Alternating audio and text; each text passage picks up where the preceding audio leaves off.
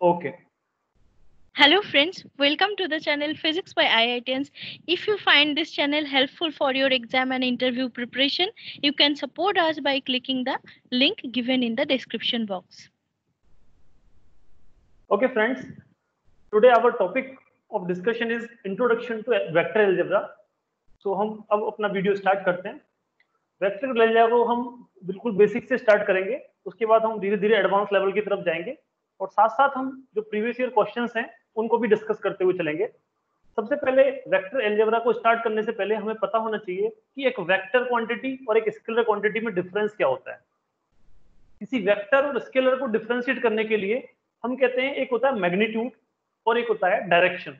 तो अगर किसी क्वांटिटी की आपको मैग्नीट्यूड पता है, जैसे मैंने बोला कि किसी इंसान ने 5 जूल वर्क किया, तो बस मैंने बोल दिया कि उसने 5 जूल वर्क किया, अब उसमें कोई डायरेक्शन का तो कोई कंसेप्ट है नहीं। तो ऐसी क्वांटिटीज जिनकी केवल मैग्नीट्यूड होती है, कोई डायरेक्शन नहीं होती, उनको हम कहते हैं स्केलर क्वांटिटी। लेकिन अगर हम मैग्नीट्यूड के साथ डायरेक्शन भी बता रहे हैं, जैसे मैंने बोला कि I applied a 10 Newton force towards north direction, तो इसका मतलब मैंने क्या बोला कि मैंने किसी बॉडी पर 10 न्यूटन का फोर्स लगाया है, तो वो तो हो गया उसका मैग्नीट्यूड। और साथ में मैंने बोला कि वो 10 न्यूटन का फोर्स मैंने नॉर्थ डायरेक्शन में लगाया है, तो मैंने क्या किया, मैग्नीट्यूड के साथ साथ एक डायरेक्शन भी बताई। तो ऐसी क्वांटिटीज जिनको डिस्क्राइब करने के लिए आपको मैग्नीट्यूड और डायरेक्शन दोनों की जरूरत पड़ती है, उन क्वांटिटीज को हम कहते हैं वेक्टर क्वांटिटी। किसी वेक्टर क्वांटिटी को हम एक एरो से इंडिकेट कर सकते हैं और जो उस एरो की लेंथ होगी वो आपको बताएगी कि उसका मैग्नीट्यूड कितना है। जैसे ये आर एक वेक्टर है, तो इस ओरिजिन से लेके ओ से लेके पी तक की जो लेंथ है वो तो इसका मैग्नीट्यूड होगा, और जिस डायरेक्शन में ये जा रहा होगा वो इसकी डायरेक्शन होगी। जैसे कि ये 3 वेक्टर्स ए बी सी हैं, तो ए इस डायरेक्शन में जा रहा है, बी इस डायरेक्शन में जा रहा है, सी इस डायरेक्शन में जा रहा है, और इनको देख के आप बोल सकते हो कि बी का मैग्नीट्यूड ए और सी दोनों से ज्यादा है। तो vector quantities are those quantities that carry a magnitude as well as a direction. Okay, तो अब हम इनके कुछ टाइप्स ऑफ वेक्टर पढ़ते हैं। पहला वेक्टर है जीरो वेक्टर। जीरो वेक्टर का मतलब ऐसा वेक्टर जिसका मैग्नीट्यूड जीरो हो, जो एक्स डायरेक्शन, वाई डायरेक्शन और जेड डायरेक्शन में 0 0 0 हो, मतलब उसका इनिशियल पॉइंट और जो फाइनल पॉइंट, टर्मिनल पॉइंट्स हैं, वो एक दूसरे से कोइंसाइड कर जाएं। ओरिजिन को हम एक जीरो पॉइंट कह सकते हैं, पॉइंट ए को हम एक जीरो पॉइंट कह सकते हैं। अगर किसी पॉइंट का इनिशियल और फाइनल, किसी वेक्टर का इनिशियल और फाइनल जो पॉइंट्स हैं, जैसे हम एक वेक्टर में अगर रिप्रेजेंट कर रहा हूं, तो इसको हम हेड कहते हैं जिस डायरेक्शन में एरो होता है, और जहां से ये स्टार्ट हुआ है उसे हम टेल कहते हैं। तो टेल से ये वेक्टर स्टार्ट हुआ और यहां तक गया। तो अगर किसी वेक्टर का हेड और टेल्स एक ही पॉइंट पे हो जाते हैं तो उसको हम जीरो वेक्टर बोलेंगे। दूसरा वेक्टर होता है यूनिट वेक्टर। यूनिट का नाम से ही आप समझ में आ रहा है, यूनिट का मतलब होता है 1। तो ऐसा वेक्टर जिसका मैग्नीट्यूड 1 हो उसे हम यूनिट वेक्टर बोलेंगे। और यूनिट वेक्टर को डिफाइन करने के लिए हम, जैसे नॉर्मल वेक्टर को हम ए वेक्टर से डिफाइन करते हैं, ए के ऊपर मैंने एक एरो लगा दिया, और अगर मुझे उसे यूनिट वेक्टर से डिफाइन करना है तो मैं ए के ऊपर एक कैप लगा दूंगा। कैप इंडिकेट करेगा कि इस वेक्टर का मैग्नीट्यूड यूनिटी होगा, 1 होगा। फिर होते हैं को इनिशियल वेक्टर्स। ऐसे वेक्टर्स जिनका इनिशियल पॉइंट, जिनका टेल सेम पॉइंट पर होता है। जैसे कि अभी इस डायग्राम में ए बी सी 3 वेक्टर्स थे और तीनों ही ओरिजिन से स्टार्ट कर रहे थे, तो इनको हम को इनिशियल वेक्टर, इनिशियल का मतलब स्टार्ट होना, जो एक ही पॉइंट से स्टार्ट होते हैं, इनको हम को इनिशियल वेक्टर्स बोलते हैं। तो ये तीनों ए बी सी तीनों ही हमारे को इनिशियल वेक्टर्स हैं। ओके, नेक्स्ट हम कह सकते हैं कोलिनियर वेक्टर्स। अगर सारे वेक्टर्स एक ही लाइन में हो उनको हम कहेंगे कोलिनियर वेक्टर्स। फिर होता है इक्वल वेक्टर्स। अगर दो वेक्टर्स की डायरेक्शन और दो वेक्टर्स का मैग्नीट्यूड दोनों बराबर हो, मैग्नीट्यूड भी बराबर हो, डायरेक्शन भी बराबर हो, तो उनको कहेंगे इक्वल वेक्टर। अगर मैग्नीट्यूड इक्वल है लेकिन डायरेक्शन अलग है, तब भी हम उनको इक्वल नहीं बोल सकते। इक्वल होने के लिए दोनों ही conditions, magnitude as well as direction, should be same. अब ये हमारे पास 5 वेक्टर्स हैं और पांचों की पांचों एक ही डायरेक्शन में जा रहे हैं अगर हम देखें इनको तो। लेकिन ए वेक्टर क्या है, यहां से यहां तक जा रहा है, और अगर मैं इसमें 2 से डिवाइड कर दूं तो ये हाफ ए वेक्टर हो गया। तो जस्ट क्या हुआ, डायरेक्शन सेम है लेकिन मैग्नीट्यूड अलग हो गया। अगर मैं इस ए वेक्टर में 2 से मल्टीप्लाई कर दूं तो मैग्नीट्यूड क्या होगा, डबल हो गया, और डायरेक्शन अभी भी सेम है। तो इन दोनों वेक्टर, तीनों वेक्टर्स की डायरेक्शन सेम है, बस मैग्नीट्यूड अलग अलग है। इसका a है, इसका हाफ a है, इसका 2a है। लेकिन अगर मैं इस a में हाफ की बजाय माइनस हाफ से मल्टीप्लाई कर दूं तो ये हो जाएगा माइनस हाफ, और माइनस इंडिकेट करता है कि इस वेक्टर की डायरेक्शन को मैंने अपोजिट कर दिया है। अब ये वेक्टर इधर जाने की बजाय इधर जाएगा, और साथ में इसकी जो मैग्नीट्यूड है वो इस वेक्टर की हाफ होगी।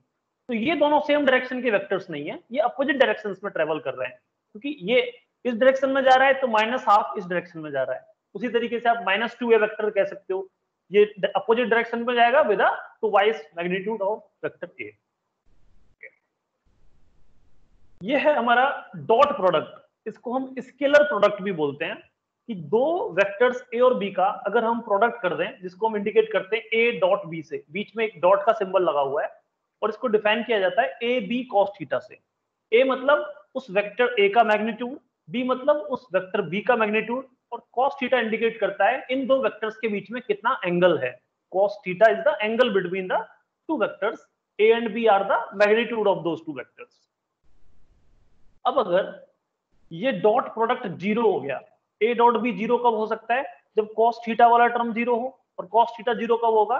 जब हमारा थीटा 90 हो। इसका मतलब अगर दो वेक्टर्स a और b एक दूसरे के परपेंडिकुलर हैं, दोनों के बीच में अगर एंगल 90 बन रहा है, तो हम कहेंगे कि दोनों का डॉट प्रोडक्ट जीरो होगा। तो अगर आपसे कहा जाए कि मान लीजिए दो वेक्टर्स दे रखे हैं और पूछा जाए कि क्या ये वेक्टर्स एक दूसरे के लंबवत हैं, एक दूसरे के नॉर्मल हैं या परपेंडिकुलर हैं, तो आप क्या करेंगे? आप उसका डॉट प्रोडक्ट कैलकुलेट करेंगे, और अगर वो जीरो आता है तो इसका मतलब वो एक दूसरे के परपेंडिकुलर होंगे। लेकिन अगर ये थीटा जीरो हुआ तो cos जीरो 1 होता है, तो हम कह सकते हैं कि dot product a dot b जो है वो magnitude of a into magnitude of b हो जाएगा। और अगर आप किसी वेक्टर का मल्टीप्लिकेशन डॉट प्रोडक्ट उसी के साथ कर दें तो वो a स्क्वायर के बराबर होता है। थीटा अगर आपने पाई कर दिया, 180 डिग्री कर दिया, तो ये नेगेटिव आ जाएगा, क्योंकि cos 180 -1 होता है। इस तरीके से आप कर सकते हैं। अब देखिए, हम तीन स्टैंडर्ड डायरेक्शंस डिफाइन करते हैं, तीन डायरेक्शंस x y z, जिसमें x y z तीनों ही एक दूसरे के परपेंडिकुलर हैं। तो x डायरेक्शन में हम जो यूनिट वेक्टर लेते हैं उसे हम i कैप से इंडिकेट करते हैं, y डायरेक्शन के यूनिट वेक्टर को हम j कैप से इंडिकेट करते हैं, और z डायरेक्शन के यूनिट वेक्टर को हम k से। तो अगर हम i का i के साथ ही सेम वेक्टर का मल्टीप्लिकेशन कर रहे हैं तो ये होता है 1, j डॉट j 1 होता है, k डॉट k 1 होता है। लेकिन अगर हम i डॉट j करें, अब क्योंकि इन दोनों के बीच में एंगल 90 है तो ये जीरो आएगा। उसी तरीके से j डॉट k जीरो होता है एंड k डॉट i भी जीरो होता है। तो ये कुछ प्रॉपर्टीज हैं डॉट प्रोडक्ट की जो आपको याद रखनी है। अब डॉट प्रोडक्ट को समझने के बाद हम नेक्स्ट प्रोडक्ट को डिस्कस करते हैं, जिसे हम कहते हैं वेक्टर प्रोडक्ट या फिर क्रॉस प्रोडक्ट। तो क्रॉस प्रोडक्ट को डिफाइन करते हैं हम a क्रॉस b से, और इसको लिखा जाता है a cross b is equal to a b sine theta into n cap. अब देखिए, ये जो एन कैप है ये एक यूनिट वेक्टर है जो कि वेक्टर a और b जिनका हमने क्रॉस प्रोडक्ट किया है उन दोनों के ही परपेंडिकुलर होगा। तो एन कैप और the a cross b vector is a vector perpendicular to both vector a and b। अगर आपसे कहा जाए कि एक वेक्टर ऐसा निकालिए जो दो वेक्टर्स आपको दे रखे हैं उन दोनों के परपेंडिकुलर हो, तो आप क्या करोगे? सिंपली उसका वेक्टर प्रोडक्ट या फिर क्रॉस प्रोडक्ट कर दोगे। ओके, यहां पर अगर हम अपने जो traditional unit vectors i j k हैं उनको डिफाइन करें, तो देखिए i का i के साथ अगर आप क्रॉस करोगे तो क्योंकि एंगल यहाँ पे साइन थीटा आता है तो ये जीरो हो जाएगा, क्योंकि साइन जीरो जीरो होता है। उसी तरीके से j का j के साथ करोगे तो जीरो हो जाएगा, k का k के साथ करोगे तो भी जीरो हो जाएगा। मतलब कि अगर आप सेम वेक्टर्स का क्रॉस प्रोडक्ट कर रहे हो तो वो जीरो आता है, और अगर आप परपेंडिकुलर वेक्टर्स का क्रॉस प्रोडक्ट कर रहे हो तो वो एक मैग्नीट्यूड्स के प्रोडक्ट के बराबर होता है। जैसे मान लीजिए आप i का j के साथ करते हो, ये साइकिल आप याद रखेंगे। अगर आप i का j के साथ प्रोडक्ट करोगे तो वो k के बराबर आएगा, i क्रॉस j k के बराबर होता है। फिर j क्रॉस k करोगे तो i के बराबर आ जाएगा, k क्रॉस i करोगे तो j के बराबर आ जाएगा। ये साइकिल इस रिवर्स ऑर्डर में चलती है। और अगर आपने इस ऑर्डर को चेंज किया, अगर आप करना चाहते हैं i क्रॉस k क्या होगा, अब एरो आपका इधर है और आप रिवर्स में जा रहे हैं तो आपको लिखना होगा -j। उसी तरीके से अगर आप लिखना चाहते हो j क्रॉस i क्या होगा, तो ये हो जाएगा -k। तो ये आप याद रखेंगे। ओके, अब हम एक क्वेश्चन डिस्कस करते हैं, अभी तक जो हमने डिस्कस किया है उससे रिलेटेड। मान लीजिए आपके पास दो वेक्टर्स हैं, वेक्टर ए और vector B.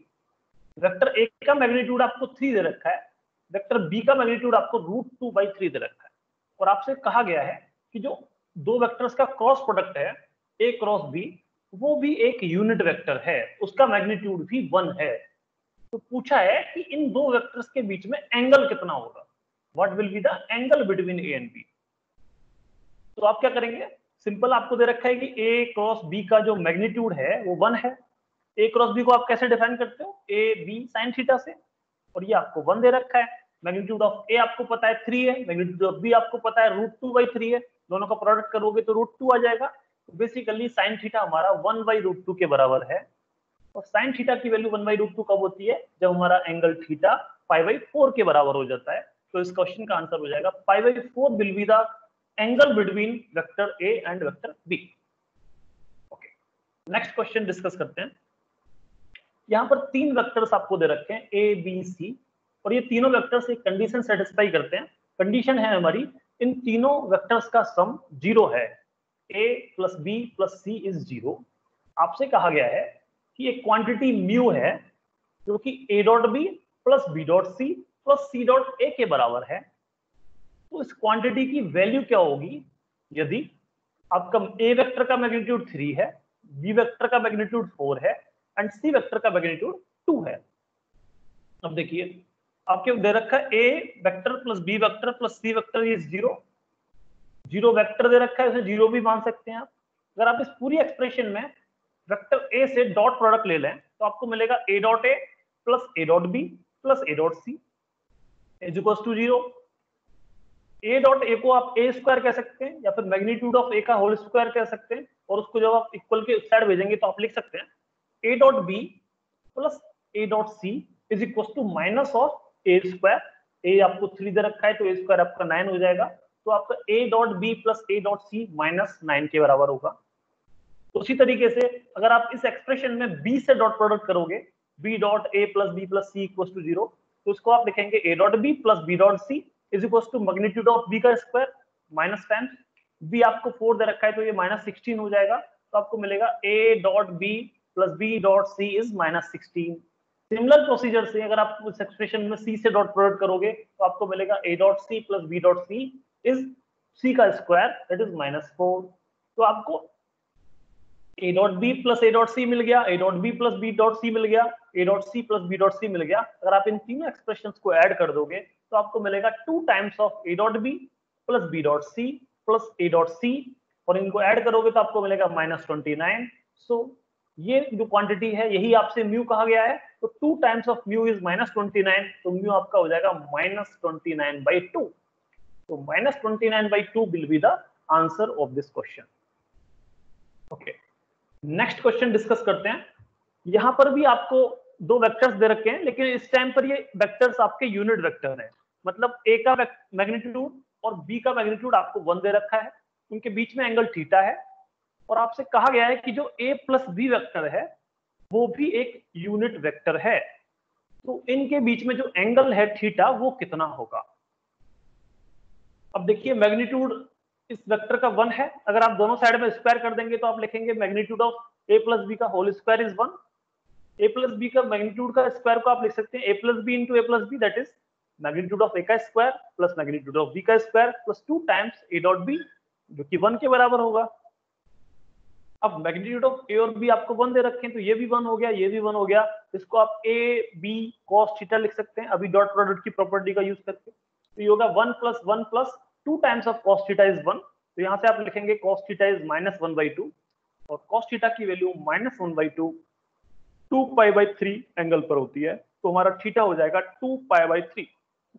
So 2π/3 will be the correct answer of this question. Next question discuss करते हैं।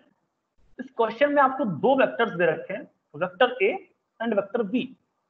आपसे पूछा गया है कि क्या ये वेक्टर्स लीनियरली डिपेंडेंट हैं, क्या ये वेक्टर्स लीनियरली इंडिपेंडेंट हैं, क्या ये वेक्टर्स एक दूसरे के ऑर्थोगोनल हैं, या फिर ये एक दूसरे के, ये दोनों वेक्टर्स नॉर्मलाइज्ड वेक्टर्स हैं। सबसे पहले लीनियरली डिपेंडेंट की कंडीशन चेक करते हैं। लीनियरली डिपेंडेंट के लिए हम देखते हैं कि दो वेक्टर्स अगर लीनियरली डिपेंडेंट हैं तो अगर मैं इस वेक्टर में किसी एक कांस्टेंट से मल्टीप्लाई कर दूं, लैम्डा से मल्टीप्लाई किया मैंने, तो a प्लस बी करने पर, a प्लस लैम्डा बी करने पर 0 आना चाहिए, क्योंकि लीनियरली एक दूसरे पर डिपेंडेंट है, तो एक वेक्टर को दूसरे वेक्टर के टर्म्स में आप लिख सकते हैं। तो देखिए हम क्या करते हैं, इस लैम्डा की वैल्यू फाइंड आउट करने की कोशिश करते हैं। तो हम लिख सकते हैं a वेक्टर है हमारे पास 3i plus 2j plus lambda times b vector है i प्लस 2j। अब हम क्या करते हैं, इसमें से i और j वाले कंपोनेंट्स को अलग अलग कर लेते हैं। तो i कंपोनेंट्स आपके पास आएंगे 3 प्लस लैम्डा और j कंपोनेंट्स आएंगे 2 plus 2 lambda. So this will be the j component, this will be the I component.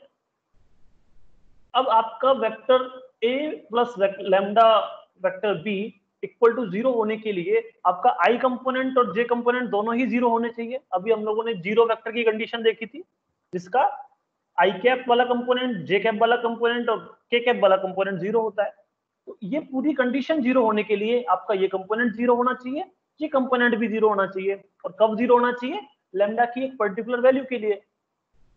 तो अगर हम इसको 0 करेंगे तो हमें लैम्डा मिलेगा -3, और लैम्डा की -3 वैल्यू अगर आप इस वाली इक्वेशन में लिखेंगे तो आपके पास जो इक्वेशन आएगी वो होगी 2 प्लस 2 टाइम्स ऑफ -3, जो कि 0 नहीं होगा। इसका मतलब लैम्डा की एक पर्टिकुलर वैल्यू इस इक्वेशन को सेटिस्फाई नहीं कर रही है, तो ये वेक्टर्स लीनियरली डिपेंडेंट नहीं है, सॉरी लीनियरली डिपेंडेंट नहीं है, ये लीनियरली इंडिपेंडेंट है। तो देखिए अगर हम ऑप्शन से जाएं, अगर किसी क्वेश्चन में आपको दे रखा है कि दो वेक्टर्स लीनियरली इंडिपेंडेंट हैं या फिर लीनियरली डिपेंडेंट हैं, तो इनमें से आंसर एक ही पॉसिबल है, या तो वो डिपेंडेंट होंगे या फिर वो इंडिपेंडेंट होंगे। तो बाकी के ऑप्शंस को आपको चेक करने की जरूरत भी नहीं है, क्योंकि अगर कोई कहता है कि ये पर्टिकुलर स्टेटमेंट सही है, और अगर उसका स्टेटमेंट या तो वो सही होगा या फिर वो गलत होगा। ये जो इंडिपेंडेंट और डिपेंडेंट की कंडीशन है वो एक तरीके से डिजिटल कंडीशन आप कह सकते हो, या तो 0 या 1। अब अगर 0 नहीं है तो 1 होगा, 1 नहीं है तो 0 होगा। तो ये कंडीशंस जैसे आप देखोगे तो आपको सी और डी ऑप्शंस को मैच कराने की जरूरत नहीं है, सिंपल आप बस इंडिपेंडेंट और डिपेंडेंट चेक कीजिए। हमने चेक किया, हमें समझ में आया ए और बी लीनियरली इंडिपेंडेंट वेक्टर्स हैं, तो आंसर आपका हो जाएगा ए। लेकिन समझने के लिए अगर आप मान लो चेक करना चाहते हैं कि ये दोनों वेक्टर्स ऑर्थोगोनल है या नहीं, तो ऑर्थोगोनल के लिए हम चेक करते हैं उनका डॉट प्रोडक्ट 0 होना चाहिए, क्योंकि ऑर्थोगोनल का मतलब अगर वो एक दो वेक्टर्स एक दूसरे पर 90 डिग्री का एंगल बना रहे हैं तो वो उनका जो डॉट प्रोडक्ट है वो 0 हो जाएगा। तो ए हमारे पास है 3i प्लस 2j, बी हमारे पास है i प्लस 2j, तो हम इसको डॉट प्रोडक्ट करेंगे तो ये 7 आएगा, 0 नहीं आ रहा है, इसका मतलब ये ऑर्थोगोनल वेक्टर्स नहीं है, तो इसका आंसर होगा ए। नेक्स्ट क्वेश्चन बहुत ही बेसिक है, लेकिन जो हमने क्रॉस प्रोडक्ट की प्रॉपर्टीज पढ़ी थी उसी से रिलेटेड है। आपको दे रखा है कि i dot j cross k plus j dot i cross k plus k dot i cross j की वैल्यू क्या होगी। हम देख चुके हैं कि i क्रॉस j अगर आप करेंगे तो k आएगा, j क्रॉस k करेंगे तो j क्रॉस k करेंगे तो i आएगा। तो हमने लिखा i, और इसको हम लिख सकते हैं i cap plus j dot i cross k करेंगे, i इधर है k इधर है, आप उल्टा आ रहे हैं साइकिल में तो आपको लिखना पड़ेगा माइनस j, तो ये जाएगा minus j cap plus k dot i cross j is k। तो ये हमारी एक्सप्रेशन हो जाएगी i dot i plus j dot i minus j plus k dot k। i dot i 1 होता है, j dot minus j minus 1 होता है, k dot k 1 होता है। इनको आप ऐड करोगे तो 1 से -1 कैंसिल हो जाएगा, आंसर आपके पास आ जाएगा 1। सो C will be the correct answer of this question. Okay. अभी तक हम लोगों ने जो डिस्कस किया, ये स्केलर प्रोडक्ट क्या होता है, वेक्टर प्रोडक्ट क्या होता है, स्केलर क्वांटिटी क्या होती है, वेक्टर क्वांटिटीज क्या होती हैं, ये सब हमने डिस्कस किया। अब हम देखना चाहते हैं कि ये जो वेक्टर्स हम पढ़ रहे हैं इसका फिजिक्स में क्या सिग्निफिकेंस है, हम क्यों पढ़ रहे हैं, फिजिक्स हमने अगर सब्जेक्ट लिया है तो इसका यूज क्या होगा। अगर आप फिजिक्स का कोई भी सब टॉपिक देखें, आप मैकेनिक्स देख लें, आप इलेक्ट्रोडायनामिक्स देख लें, हर ब्रांच में आप वेक्टर्स देखेंगे, आप फोर्स देखेंगे, आप मोमेंटम देखेंगे, आप इलेक्ट्रिक फील्ड देखेंगे, आप मैग्नेटिक फील्ड देखेंगे, सारी क्वांटिटीज आपकी वेक्टर क्वांटिटीज हैं। आप ग्रेडियंट क्या होता है, कर्ल क्या होता है, आप मैक्सवेल इक्वेशंस देखिए, चारों मैक्सवेल इक्वेशन में दो जगह डाइवर्जेंस है, दो जगह कर्ल है। तो ये जो सब चल रहा है, पूरी फिजिक्स चल रही है, वो वेक्टर्स के बेसिस पर ही चल रही है। तो वेक्टर्स को समझना बहुत जरूरी है।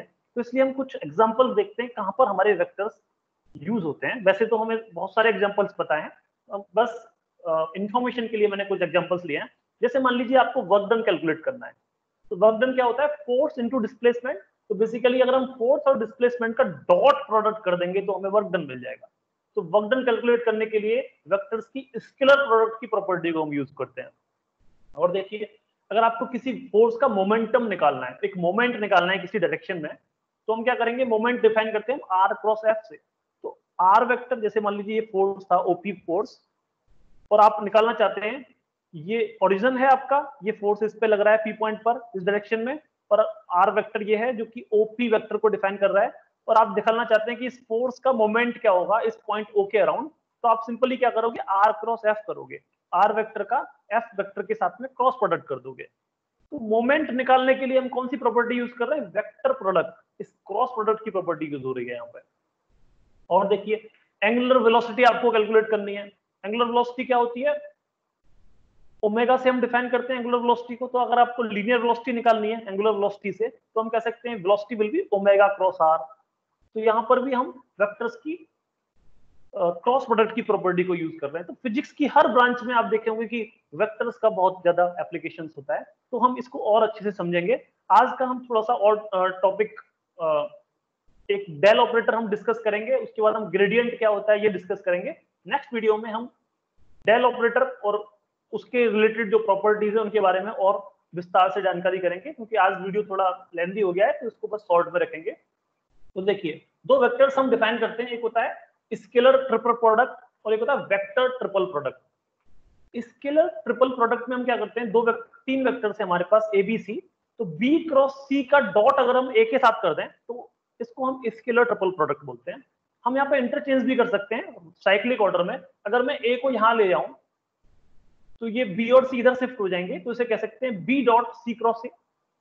सिंपल मैंने क्या किया, इस ए को मैं सी के पास लाया और इन दोनों को इधर शिफ्ट कर दिया, एक साइक्लिक ऑर्डर में मैंने स्विच किया। तो ये हो जाएगा B dot C cross A. फिर से मैं क्या कर सकता हूँ, बी को ए की जगह ला सकता हूँ और सी और ए को इधर शिफ्ट कर सकता हूँ। तो ये हो जाएगा C dot A cross B. तो ये साइक्लिक ऑर्डर में इस तरीके से हम स्केलर ट्रिपल प्रोडक्ट की प्रॉपर्टीज को स्विच कर सकते हैं। और देखिए, ये है वेक्टर ट्रिपल प्रोडक्ट। तो ए क्रॉस बी क्रॉस सी, यहाँ पर दो में क्रॉस प्रोडक्ट था और एक में डॉट प्रोडक्ट था। तो ओवरऑल जो क्वांटिटी आएगी वो एक स्केलर क्वांटिटी आएगी। ये दोनों वेक्टर क्वांटिटी देंगे, दोनों का मल्टीप्लिकेशन करोगे तो आपको एक स्केलर क्वांटिटी मिलेगी। तो इसलिए हम इसे स्केलर ट्रिपल प्रोडक्ट बोल रहे थे। यहाँ पर जब आप मल्टीप्लिकेशन करोगे तो जो फाइनल रिजल्ट आएगा वो एक वेक्टर क्वांटिटी होगी। अब इसको कैसे डिफाइन करते हैं, पहले हम क्या करते हैं, ए का सी के साथ में डॉट प्रोडक्ट ले लेते हैं और मल्टीप्लाई बी से कर देते हैं, माइनस टाइम्स फिर ए का बी के साथ डॉट प्रोडक्ट लेते हैं और उसका मल्टीप्लाई कर देते हैं सी के साथ। तो इसे कहते हैं A dot C into B minus A dot B into C. इस तरीके से इसको डिफाइन किया जाता है। सो देखिए, डेल ऑपरेटर जिसको हम इस तरीके से लिखते हैं, इसको नेबुला ऑपरेटर भी आप बोल सकते हो। इसको डिफाइन किया जाता है i cap del by del x plus j cap del by del y plus k cap del by del z. इस तरीके से आप इसको डिफाइन करते हैं। इसका यूज करके आप ग्रेडियंट, कर्ल, डाइवर्जेंस डिफाइन कर सकते हो, वो हम आगे डिस्कस करेंगे। तो ग्रेडियंट को हम डिफाइन करते हैं ग्रेड फाई। मान लीजिए फाई आपके पास कोई पोटेंशियल है जिसका आप ग्रेडियंट निकालना चाहते हैं, तो ग्रेड फाई को हम डिफाइन करेंगे सिंपली आई टाइम्स इस पूरे जो ऑपरेटर्स हैं उस पर फाई का एक्स के साथ, वाई के साथ और जेड के साथ आप डिफरेंशिएट कीजिए, आई कैप, जे कैप और के कैप लगा के। तो आप लिखेंगे i cap del phi by del x plus j cap del phi by del y plus k cap del phi by del z. इसको हम कहते हैं grad phi, gradient of any scalar quantity. इसको आप ऐसे भी डिफाइन कर सकते हो, डेल ऑफ फाई। ये जो डेल ऑफ फाई है या फिर ग्रेडियंट ऑफ फाई है, ये किसी सरफेस, मान लीजिए फाई कोई एक सरफेस होता, तो उस सरफेस पे अगर आपसे कहा जाता कि उस सरफेस के ऊपर कोई नॉर्मल वेक्टर आप फाइंड आउट कीजिए। मान लीजिए ऐसे कोई सरफेस जा रहा है और उसके ऊपर आप कोई नॉर्मल वेक्टर का स्लोप निकालना चाहते हैं मान लीजिए, या फिर नॉर्मल वेक्टर की इक्वेशन निकालना चाहते हैं, तो आपको क्या करना है, सिंपल उस सरफेस का आप ग्रेडियंट ले लीजिए। तो ग्रेडियंट आपको नॉर्मल की डायरेक्शन देता है, वो हम आगे भी और डिस्कस करेंगे। अभी इससे रिलेटेड कुछ क्वेश्चंस डिस्कस करते हैं। ओके, पहला क्वेश्चन है, आपके पास ए और बी दो कांस्टेंट वेक्टर्स दे रखे हैं। अगर आपको फाइंड आउट करना है डेल ऑफ या फिर gradient of A dot B cross are.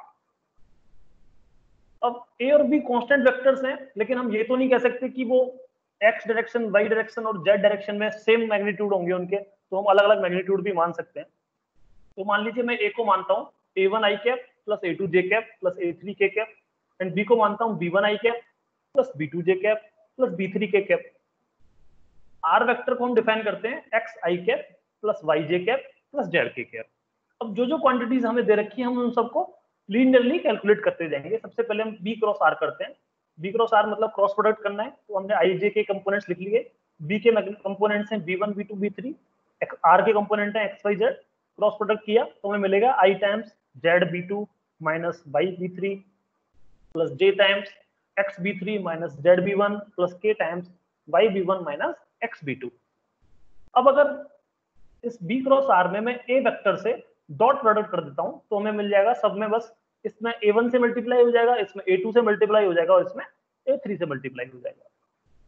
फिर जब आप ग्रेड लेंगे, इसका ग्रेडियंट करेंगे, तो आप क्या करेंगे, इस पूरे वेक्टर्स का एक बार x के साथ डिफरेंशिएशन, एक बार y के साथ डिफरेंशिएशन, एक बार z के साथ डिफरेंशिएशन, और फिर साथ में आपके पास आई कैप जे कैप के कैप आएंगे। जब आप इसका x के साथ डिफरेंशिएशन करेंगे तो यहाँ से ये पूरी क्वांटिटी जीरो हो जाएगी। इस क्वांटिटीज में आपको मिलेगा a2 b3, फिर इसमें आपको मिलेगा माइनस a3 b2, तो आपको हो जाएगा आई cap a2 b3 minus a3 b2। उसी तरीके से y कैप के साथ जब आप डिफरेंशिएट करोगे तो आप लिखोगे a3 b1 minus a1 b3। उसी तरीके से k के साथ आप जब करोगे तो आप लिखेंगे a1 b2 minus sorry a2 b1। तो ये जो पूरी क्वांटिटी है ये आपकी a क्रॉस b को इंडिकेट करती है। तो इस क्वेश्चन का आंसर हो जाएगा a क्रॉस b। यहां तक कुछ डाउट है क्या?